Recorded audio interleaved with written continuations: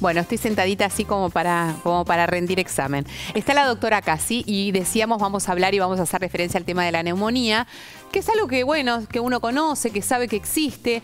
Y lo primero que te quiero preguntar, Andrea, es si nosotros tenemos herramientas para prevenir la neumonía o tiene que ver básicamente con solo cuidarnos e identificarla a tiempo. ¿Hay vacuna? ¿Hay algo que nosotros podamos hacer para prevenirla? Buen día. Buen día. Buenísima la pregunta. Sí, tenemos herramientas, pero hay que saber que están dirigidas a determinadas causas que hasta no hace mucho precisamente fueron las principales causas de neumonía, y precisamente por utilizar esas herramientas cuya principal es la vacuna, como bien has dicho, sí. Tanto la dirigida a la gripe, a la causa bacteriana de la neumonía, como la vacuna antigripal, que ahora vamos a hablar un poquito más, gracias a la utilización, a la indicación, bueno, están bajando las tasas de frecuencia respecto a esas causas de neumonía. Okay. Pero hay que saber que hay unas posibilidades bastante amplias de otras causas que pueden dar neumonía. O sea, que la neumonía puede ser bacteriana o viral, o la neumonía es bacteriana. No, la neumonía, digamos, si me lo permitís, sí. Primero vamos a decir lo que es. Y hay que diferenciar dos entidades diferentes, porque esto sí es importante.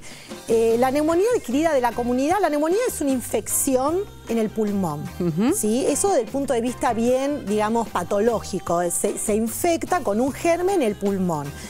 Respondiendo a un poquito a tu pregunta, si puede haber causas virales, causas bacterianas y causas inclusive micóticas, causas tuberculosas. Puede haber infinidades de causas. ¿Sí? Mira.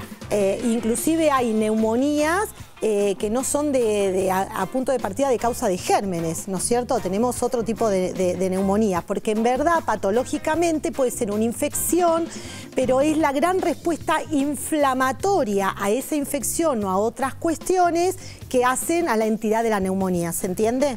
Es un tejido inflamatorio en respuesta a algo que lo está lastimando. Puede ser bacteriano, viral, hongo, otras cosas. Perfecto, se entendió muy bien.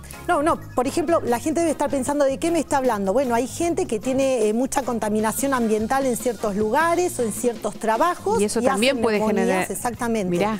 A punto de partida de alguna otra cosa que lo incita y que inflama. Que no necesariamente tiene que ser un virus o una bacteria, sino que es propio de la contaminación, esta irritación del pulmón que genera o termina generando una neumonía. Exactamente, sí. Hay que entender que a veces son situaciones que comienzan así y que después son sobreinfectadas y terminan siendo una neumonía con un germen que la está produciendo, ¿no es cierto? Pero bueno, en realidad hay otras causas de neumonía. Ahora, para la neumonía bacteriana, ¿tenemos una vacuna? Sí. Tenemos para el germen principal o el que lejos es el más común, pero en este puntito sí, tenemos, se llama Prevenar, ahora vamos a hablar un poquitito más. Estaba recién diciendo que la neumonía adquirida de la comunidad es la neumonía que podemos tener cualquiera de todos nosotros, cualquier persona que precisamente está en una comunidad, y que es importante preguntarle que durante 14, 15 días previos no haya estado internado, porque cambia de categoría y por ende la posibilidad de germen. Si por ejemplo fue operado de algo, estuvo internado, hace 5 días salió de alta y hace la neumonía. Bueno, cambia totalmente el abordaje porque esa puede ser una neumonía con origen de germen intrahospitalario. Está bien. Y no es el adquirido en la comunidad. Por lo tanto, es decir, médicamente para abordar la situación es importante esto. No es lo mismo también una neumonía en un paciente institucionalizado, en un geriátrico o en un psiquiátrico o en alguna entidad que nosotros llamamos de población cerrada, que el que estuvo internado por algo salió y hace la neumonía, o el que está por la vida haciendo su vida y es de la comunidad y hace la neumonía. Son gérmenes diferentes. De todas maneras, si nosotros tenemos al alcance de la mano, y ahora vamos a hablar qué grupos tienen posibilidad de ser vacunados de manera gratuita para evitar posiblemente una de las formas más graves de neumonía que tiene que ver con la bacteriana. Exactamente. ¿Quiénes lo deben hacer y por qué insistir tanto sobre este punto? Porque como decíamos al principio del programa, siempre los grupos más vulnerables son los dos extremos. Exactamente. Y a aquellos les corresponde la vacuna. Entonces, ¿por qué no hacerlo? Bueno, en este punto también hay que aclarar lo siguiente. Respecto a la neumonía adquirida de la comunidad, hay un germen que siempre prevaleció sobre otros, que es el famoso neumococo, no importa, pero que siempre vino primero a la lista. Dirigido a ese germen hay una vacuna ¿sí?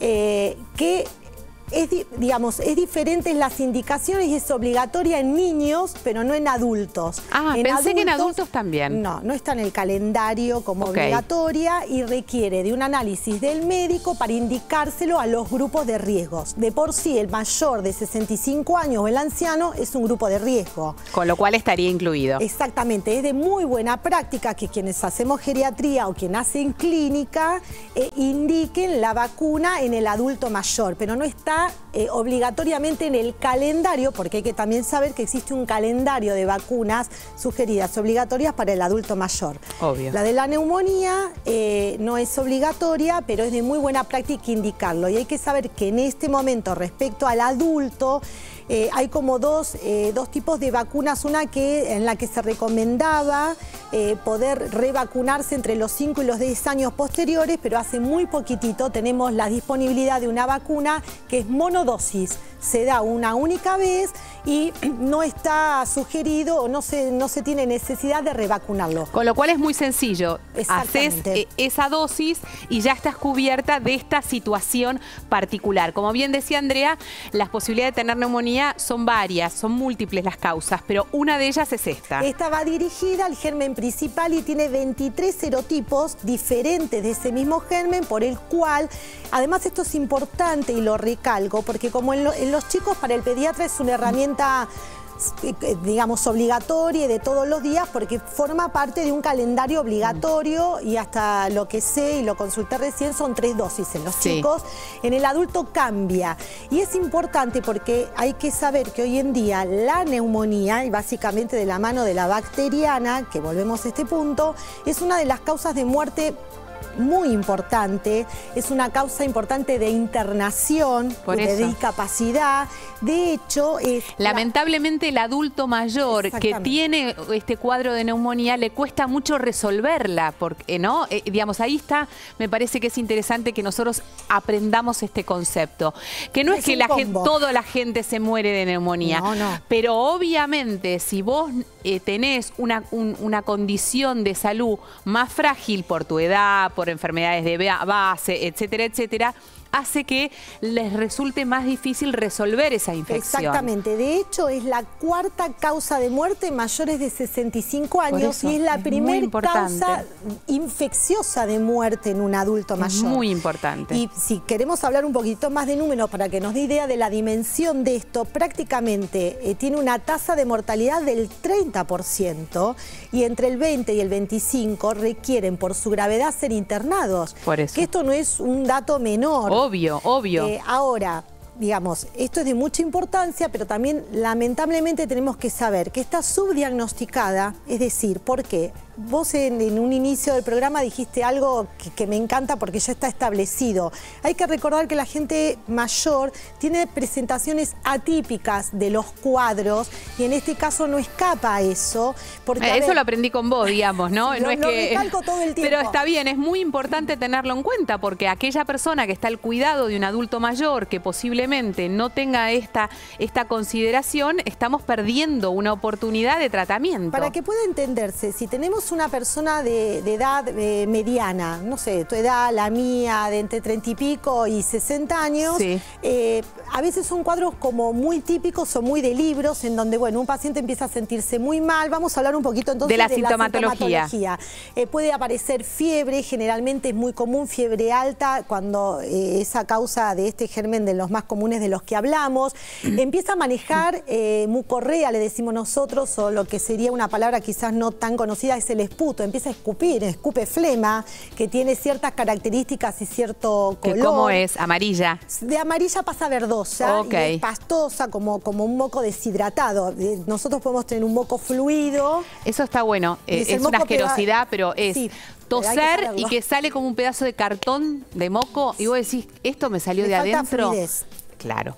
Eso tiene que ver con lo que está diciendo Andrea. O sea, que esa tos que normalmente uno la siente productiva, al expectorar sale como un pedazo de moco duro. Exactamente, que generalmente... Ya me conocen, pero ya está. Es así. Pero bueno, no, es importante para reconocerlo, porque a ver, tos, hay que saber que la tos es un signo que puede ser compartido por otras causas, que es un reflejo propio del organismo para poder expulsar y defenderse de una situación. Claro. Entonces, a veces uno puede empezar a toser, a movilizar, tener cierta característica del moco que parece poco importante, y si eso se va transformando y se transforma en algo verdoso, espeso, con fiebre, malestar general, puede acompañar a... ¿Hay dolor de pecho, por ejemplo? Exactamente, hay un dolor de pecho de costado que generalmente acompaña a la localización del foco infeccioso. Perfecto. Es decir, la típica puntada de costado.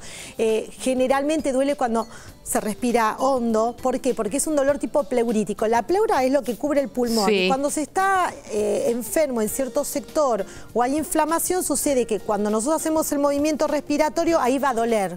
Entonces, esa puntada que sentimos cuando respiramos hondo y hacemos el movimiento ¿Siempre es al costado o puede también ser a la altura de los omóplatos, en la espalda? Porque muchas veces uno tiene como un dolor que es producto muchas veces del toser, ¿no? Y no necesariamente esto refiere a un cuadro de neumonía. Claro, lo que pasa es que el dolor del toser da como un dolor propio generalizado del uso tórax muscular. Sí. Exactamente, y de como la cosa del uso del tórax en masa, digamos. Sí. En cambio, lo que yo estoy hablando es un dolor de puntada, es decir... Respiro hondo o hago una toso y me duele, puedo localizarlo. Y es una respiración corta, o sea, es como que no logro inhalar correspondiente. Claro. ¿Pero por qué? Porque se puede aumentar la frecuencia respiratoria, eso tiene un nombre, se llama taquipnea, no viene al caso, pero uno siente que respira cortito y más rápido, o le puede faltar realmente el aire cuando uno hace cosas habituales en las que habitualmente no nos falta el aire, cabe la redundancia. Obvio. Esto, frente a estas situaciones, siempre consultar, y en este punto es importante porque la gente empieza a automedicarse.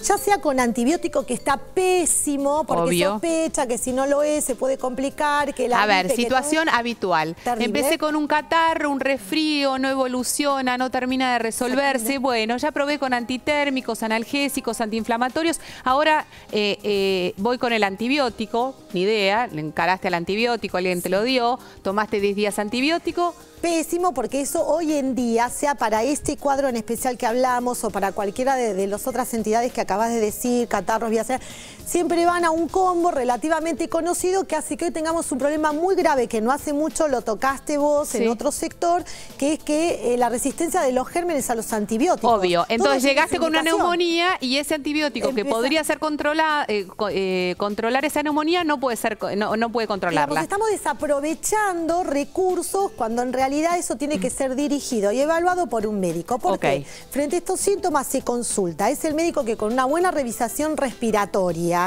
y quizás, digamos, al encuentro de ciertas cosas que nosotros encontramos en un pulmón enfermo, más una radiografía que generalmente acompaña como recurso a este diagnóstico, y básicamente se saca un poco de sangre porque se puede tener blancos altos, estamos hablando adultos jóvenes, como si esto fuese un cuadro de libro. Bueno, generalmente es así el combo de diagnóstico de una neumonía. Se tienen blancos muy altos, es decir, los leucocitos, que hablan de infección. Glóbulos blancos, dice la doctora, blancos. Blancos. Ellos, viste, que tienen un idioma particular. Es así, y saber, porque esto es importante y preocupa a la gente, que a veces se tiene como poca, digamos, clínica o semiología en algunos aspectos, dado lo que el médico busca, y sí se tiene una placa más temprana con una imagen muy sugestiva, pero saber que las imágenes de la placa es lo último que se va. Hay una memoria, y esto, ¿sabes por qué lo explico y por qué me parece importante? Porque mucha gente resuelve con los antibióticos bien dados, con el abordaje terapéutico adecuado, resuelve el cuadro, se siente mejor, el médico saca una placa y la placa sigue horrible, o sigue con un dejo de imagen y dice, pero escúcheme, no estoy curada. No, bueno, hay que saber que hay una memoria y es lo último que se va es la imagen. Y aparte acá hay un punto, Andrea, que también es importante, que digamos de lo mucho que nos cuesta muchas veces repetir la consulta. Tiene que ver con, vos fuiste con este cuadro, por ahí la placa no reveló nada, entonces el médico dice, te veo en todo caso en 2 días y vemos cómo evoluciona, porque no hay un cuadro franco de neumonía. pero si vos no resolviste y seguís con la sintomatología, tenés que necesariamente volver para rehacer esa placa y efectivamente confirmar o no a través de la clínica con un médico, porque ahí también se pierde una oportunidad enorme de tratamiento. Por supuesto, eso hay que, digamos, es importante que la gente sepa que eso es un recurso nuestro en muchas de las veces que se llama y tiene un nombre que es tener una conducta expectante. Claro. Es decir, a veces no hay cuadros que cierran y el médico expecta y ve cómo puede evolucionar algo. Totalmente. Como para decidir un abordaje terapéutico. Pero ahí necesita el compromiso nuestro, ¿no? Del paciente, porque si no, bueno, volvemos a este tema. Estamos poniendo en riesgo la salud y posiblemente ya lleguemos demasiado tarde para resolver esta situación. Esto no es cosa menor, porque hoy en día está muy en boga la automedicación, lo resuelvo con lo que me han dicho, sí. Y en realidad después también hay que saber que hay cuadros mal resueltos o mal curados en la terminología de la gente que se puede complicar. Y estamos hablando de una patología cuya complicación peor es la muerte. Totalmente. Entonces, saber que no es una cosa así como para al pasar. No tomo algo.